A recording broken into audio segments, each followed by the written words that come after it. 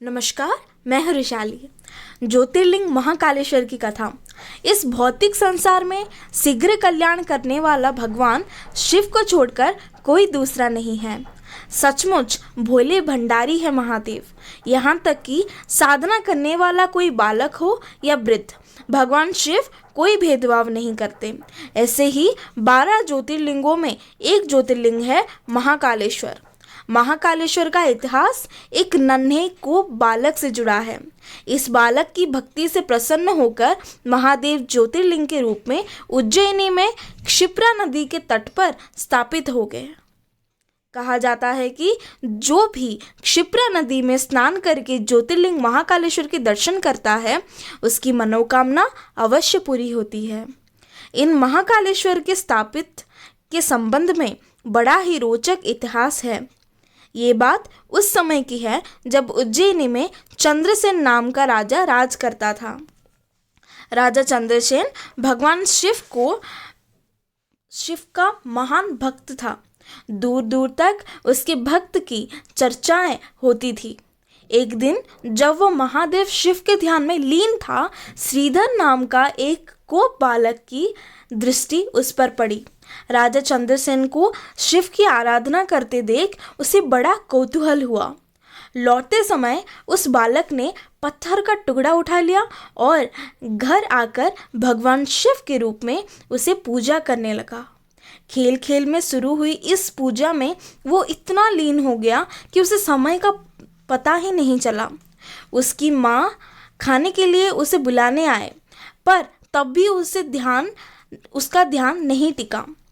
माँ के बहुत कोशिश करने पर भी जब श्रीधर का ध्यान भंग नहीं हुआ, तो माँ ने गुस्से में उस पत्थर का टुकड़ा उठाकर फेंक दिया और बालक को खींचते हुए ले जाने लगी।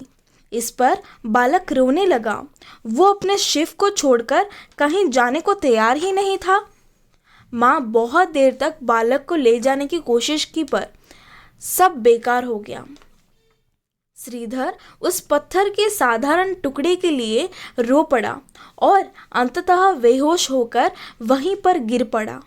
ये देखकर तो माँ के होश उड़ गए। वो वैद्य को बुलाने के लिए दौड़ी। जब श्रीधर की आंखें खोली, उसकी दृष्टि एक विशाल मंदिर पर पड़ी। वो उत्सुक होकर मंदिर के ओर चल पड़ा, जहाँ एक ज्योतिर्लिंग तेज जल रहा था। ये देखकर श्रीधर को बड़ा आश्चर्य हुआ और वह फिर से भगवान की प्रार्थना में लग गया। ज्योतिर्लिंग के रूप में भगवान शिव ने समझाया बालक श्रीधर को कि बालक, मैं तुम्हारा भक्ति से प्रसन्न हूँ और तुम्हारा कामना पूरी करने के लिए यहाँ आया हूँ। मैं सदा तुम्हारे पास रहूँगा और तुम्हें मुझसे कोई अलग नहीं कर सकेगा।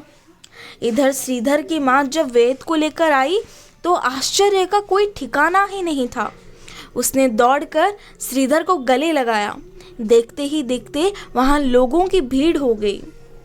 तभी केशरी नंदन हनुमान भी प्रकट हुए और लोगों को बताया कि संसार में भगवान शिव से सरल और सहज कोई नहीं है। उस लड़के ने सच्चे मन से उन्हें याद किया और वे यहाँ स्थापित भी हो गए।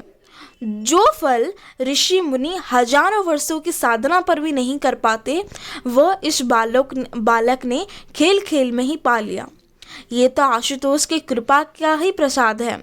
इस बालक की 8वीं पीढ़ी में नंदकोप का जन्म होगा, जिसके यहाँ पुत्र रूप में भगवान कृष्ण जन्म लेंगे और अद्भुत लीलाएं करेंगे। महाकालेश्वर के विषय में मान्यता है कि उन्हें भक्तों में मृत्यु का भय सदा के लिए संपट हो जाता है और ज्योतिर्लिंग के दर्शन करने से ही अभय दान मिलता है। ओम नमः शिवाय।